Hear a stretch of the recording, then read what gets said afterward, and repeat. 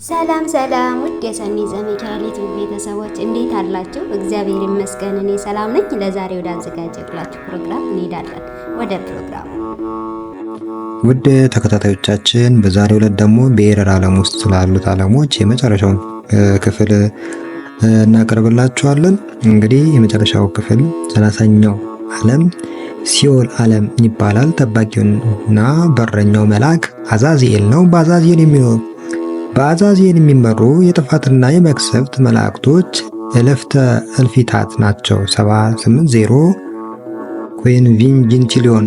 በሲኦል ውስጥ ምንም የተፈጠረ ፍጥረት ባይኖር በዚህ ዓለም ውስጥ የተፈጠሩ የእግዚአብሔር ቃል ሰምተው ትእዛዛቱን ያልፈጸሙ፣ ሰምተው እንዳያስተውሉ ያንቀላፉና ሳይሞቱ ሙታን የሆኑ እንዲሁም ደግሞ የእግዚአብሔርን ቃል አልደረሳቸውም አማጽያን የጥፋት ርኩሰት ልጆች ነፍሳት እስከ ፍርድ ቀን ድረስ የሚታጎሩበት የጨለማና የድንጋጤ ዓለም ነው።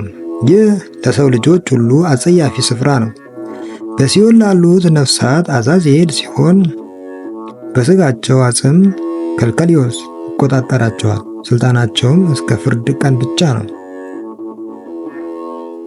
31ኛው ዓለም ገሃነም የእሳት ዓለም ይባላል። በገሃነም ክበብ ውስጥ የተፈጠሩና የሚኖሩ ፍጥረቶች አካላቸው እንደ ትልና እንደ አንበጣ መስሎ እርስ በርሳቸው በምላሳቸው ይናደፋሉ፣ በጅራታቸው ይገርፋሉ፣ በቀንዳቸው ይዋጋሉ። ሌሊትና ቀን እንደ እሳት እየነደዱ ይጮኻሉ። እረፍት የላቸውም። ሁልጊዜ ተሰቃይተው ወደ እነሱ የሚወረወረውን ሁሉ ያሰቃያሉ። በመከራና ለፍዳ የተፈጠሩና የተመደቡ ናቸው።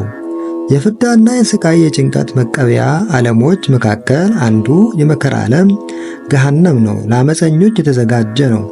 በእግዚአብሔር ስም ያላመኑና ቃሉን ያልተቀበሉ ትእዛዛቱንም ያልፈጸሙ አማጽያን ሁሉ ያለ እረፍት ለዘላለም ይሰቃዩበታል። የገሃነም አለቆች የዳግመኛ ሞትና የጥፋት ርኩሰት ኃላፊዎች ዲያብሎስ የተባለው ሳጥናኤል፣ አሚዛር የሚባለውን አስምሮታኤል ሙታን እስከሚነሱና የማይፈርስ የፍዳ አካል ለብሰው ከሲኦል ወደ ገሃነም እስከሚጣሉ ድረስ በእግዚአብሔር ያመፁትን አማጽያንን ለመቀበልና ለማሰቃየት ከሰራዊቶቻቸው ጋር ይጠባበቃሉ። 32ኛው ዓለም እንጦሮጦስ ዲያብሎስ የታሰረበት የፍዳና የስቃይ መቀበያ ዓለም ነው። ጠባቂውና በረኛው የጥፋቱ መልአክ አለቃ አሚዛር የተባለው አስሞሮታኤልና በሙታን ላይ የተሾመውን የሞት አለቃ አርማሮስ የተባለው ብሮሽኤል ናቸው። እነዚህም የሰው ልጆችን ለማጥፋት የተዘጋጁ ናቸው። በአስሞሮታኤልና በብሮሽኤል የሚታዘዙ የእሳት መላእክቶች ማዕለፈ ምዕልፊታት ኳትርቪንጂንቲሊዮን 750 ያለው ነው። የገሃነምና የእንጦሮጦስ የበርባሮስም አለቆችና የጨለማ መላእክት መናፍስት ርኩሳን ከእግዚአብሔር ዘንድ በተፈቀደላቸው የጥፋትና የማሳሳት ሥራ ለማስፈጸም በአንደኛው በኢዮር ሰማይ ክልል ባሉት ዓለሞችና በስድስተኛው ኤሮሪያ ሰማይ ክልል ባሉት ዓለሞች ላይ እስከ ፍርድ ቀን ይመላለሳሉ። በዓለሞች ያሉትን ሁሉ ለመውረስና እንዲሳሳቱና እንዲወድቁ ያደርጋሉ። 33ኛው ዓለም በርባሮስ የአጋንንትና የሰይጣናት የእርጉማን መላእክት መናኸሪያና መከማቻ የጥፋት ርኩሰት ልጆች የሚታጎሩበት መኖሪያና መጠያ ዓለም ነው።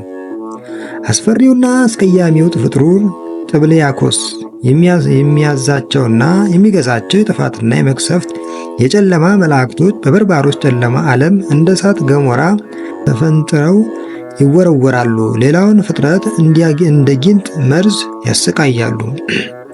የበርባሮስ መሃሉና አስፈሪው ስፍራ ጥብልያ ይባላል።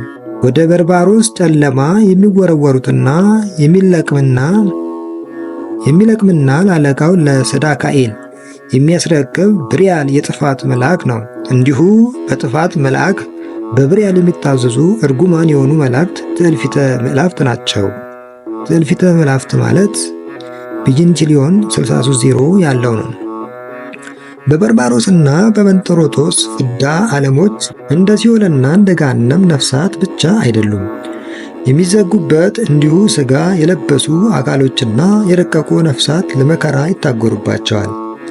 በኤሮሪያስ ሰማይ ክልል ውስጥ ካሉትና እንደ ሰራዊት ተሰልፈው የአሬሲያ የተባለውን ጀንበር ከሚያውዱት 33ቱ ዓለማት መካከል አራቱ ሲኦልና ገሃነም፣ እንጦሮጦስና በርባሮስ በእግዚአብሔር ላመፁና እግዚአብሔርን በገንዘብ ቀይረው ለካዱት በአጋንንት መንፈስ ለወደቁት አመፀኞች ለጥፋት ልጆች የተዘጋጁና የፍዳ የስቃይ መቀቢያ ዓለሞች ናቸው።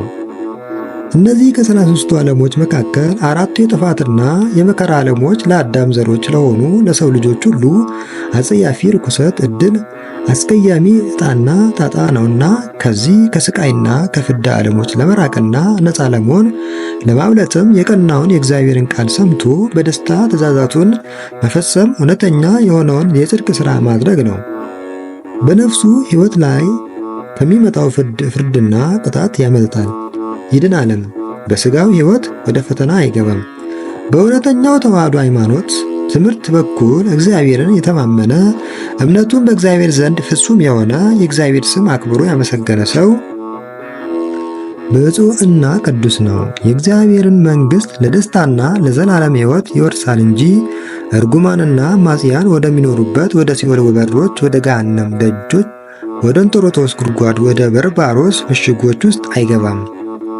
የእግዚአብሔር ቸርነት ምሕረት የሚታየው እግዚአብሔር ላመኑና ትእዛዛቱን ለፈጸሙ ፈቃዱን ለሚያደርጉ ለሊቃውንት ቅዱሳን ለልዑላን ክርስቲያኖች ብቻ እንደሆነ ከመድኃኒታችን ኢየሱስ ክርስቶስ ቃል ሰምተናል አምነናልም። የኢየሱስ ክርስቶስን ቃል ሰምተው ያላመኑ ግን እስከ ሕያዋን እስከ ሙታን ትንሣኤ እስከ ፍርድ ቀን ድረስ የመንፈስ ቅዱስ ጸጋና ንቃት ያልተሰጣቸው ያንቀላፉና ሙታን የሆኑ የርጉማን አማጽያን ነፍሶቻቸው ወደ ሲኦል ይወርዳሉ። ከቀን በኋላ እንደየሥራቸው ክፋት ከሦስት ተከፍሎ የማይጠፋና የማይፈርስን የመከራ አካልን ወርሶ ለስቃይና ለመከራ ወደ ገሃነም፣ ወደ እንጦሮጦስ፣ ወደ በርባሮስ ይጣላሉ፣ ለዘላለም ይሰቃያሉ። በዚያ የጩኸትና የልቅሶ ብዛት ለዘላለም ይሆናል። ከመሆኑም በፊት የሰው ልጆች የሆናችሁ ሁሉ መልካሙን ሥራ ብትሰሩ፣ በተዋህዶ ሃይማኖት ትምህርት ብትጸኑ ከእግዚአብሔር ቁጣና መቅሰፍት ታመልጣላችሁ። ይህም ከሁሉ የተሻለ የዘላለም ሕይወት ነውና እግዚአብሔር በሰጣችሁ ነፃ አእምሮ መልካሙንና መጥፎውን ለይታችሁ መምረጥና መያዝ የራስ የግላችሁ ውሳኔ ነው። እግዚአብሔር ለመልካም ሕይወት ያዘጋጀልንን ለመውረስ ያብቃን። የእግዚአብሔር ጸጋና መንፈስ ከሁላችን ጋር ይሁን፣ አሜን። በንጉሥ ዳዊት መዝሙር ስለ እግዚአብሔር ሰረገላዎች እንዲህ ይላል። የእግዚአብሔር ሰረገሎች የብዙ ሺህ ናቸው። ጌታ ክርስቶስ በመቅደሱ በሲና በመካከላቸው ነው። መዝሙር 67 ቁጥር 17ኛው። ውድ ተከታታዮቻችን በቀጣይ 7ኛውን ሰማይ እንመለከታለን። ከዛው የሰኒ ዘሚካኤል ዩቲዩብ ቤተሰቦች በሌላ ፕሮግራም እስከምንገናኝ ድረስ ሰላም ቆዩልኝ።